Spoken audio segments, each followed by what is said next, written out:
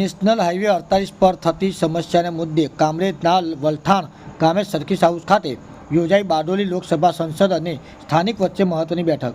આ બેઠકમાં નેશનલ હાઈવેના અધિકારી, પોલીસ અધિકારી સહિત તાલુકા પ્રાંત મામલેદાર તેમજ મોટી સંખ્યામાં ઉપસ્થિત રહ્યા હતા સ્થાનિકો।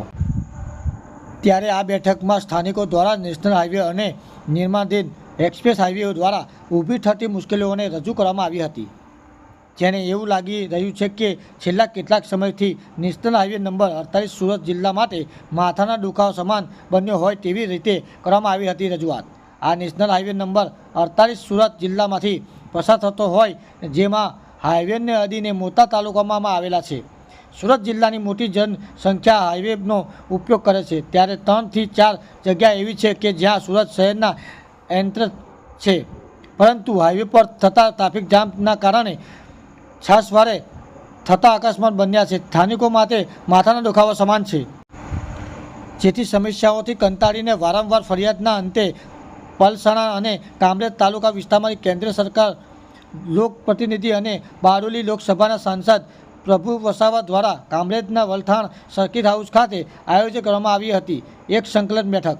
આ સંકલન બેઠકમાં હાઈવેને અડીને આવેલા ગામના રાજકીય આગેવાનો સહિત સ્થાનિકો મોટી સંખ્યામાં રહ્યા હતા ઉપસ્થિત। ત્યારે રજૂઆત દરમિયાન ઉપસ્થિત રહેલા રાજકીય આગેવાનો સહિત સ્થાનિકોએ નેશનલ હાઈવે ઓથોરિટી પર પોતાનો ઠરાવ્યો હતો રોષ। આ નેશનલ હાઈવે નંબર 48 સુરત જિલ્લાના માંગરોળ તાલુકાના ધામરોડ ગામથી શરૂ થઈ પલસાણા તાલુકાના માખીગા ખાતે પૂરો થાય છે, જે લગભગ 60 કિલોમીટરના માર્ગ અત્યંત વ્યસ્ત માર્ગ છે, જ્યાંથી સુરત શહેરના જવા માટે 4 થી 5 રસ્તાઓ આવેલા છે, પરંતુ ઠેર ઠેર ઓવરબ્રિજને અભાવના બોટલ નેકની પરિસ્થિતિ, સર્વિસ રોડનો અભાવ ઠેર ઠેર આપવામાં આવેલો કટને કારણે થતા હોય છે પુષ્કળ ટ્રાફિક જામની સમસ્યા। ત્યારે અનેકવાર ગંભીર અકસ્માત પણ સર્જાયા હતા, નિર્દોષ લોકો તેના ભોગ બનતા હોય છે। આ બાબતે નેશનલ હાઈવે નંબર ઓથોરિટીને વારંવાર રજૂઆત કરવા છતાં કોઈ નક્કર કાર્યવાહી કરવામાં આવતી નથી।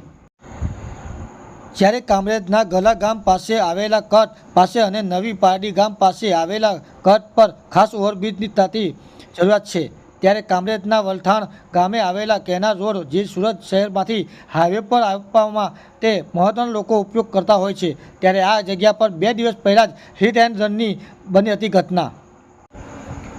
જોકે સમગ્ર બાબતે ચર્ચા કરતા નેશનલ હાઈવે નંબર ઓથોરિટીના અધિકારી દ્વારા સલથાણા સહિત 4 કેટલાક ઓવરબ્રિજ અને અંડરપાસ સુરત જિલ્લા હાઈવે માટે પાસ થતા હોવાનું જણાવ્યું હતું, જેનું કામ ચોમાસા બાદ શરૂ થઈ જવાની બાંહેધરી આપવામાં આવી હતી નેશનલ હાઈવે ઓથોરિટીના અધિકારી દ્વારા।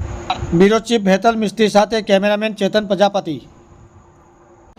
आज माननीय सांसद महोदय को हमने नए काम जो सैंक्शन हुए भारत सरकार NHAI द्वारा, उसमें तापी ब्रिज और नीलम चालथान और करण ग्राम सरोदी और इसके अलावा 27 किलोमीटर सर्विस रोड और ऐसे 27 नंबर जंक्शन, बड़े जंक्शन, कुल मिला के कई सैकड़ों करोड़ के काम सैंक्शन हुए हैं। उसमें से 2-3 कॉन्ट्रैक्टर ऑलरेडी साइट पे आ गए हैं और बरसात चौमासा ख़त्म होते ही वो काम चालू करेंगे।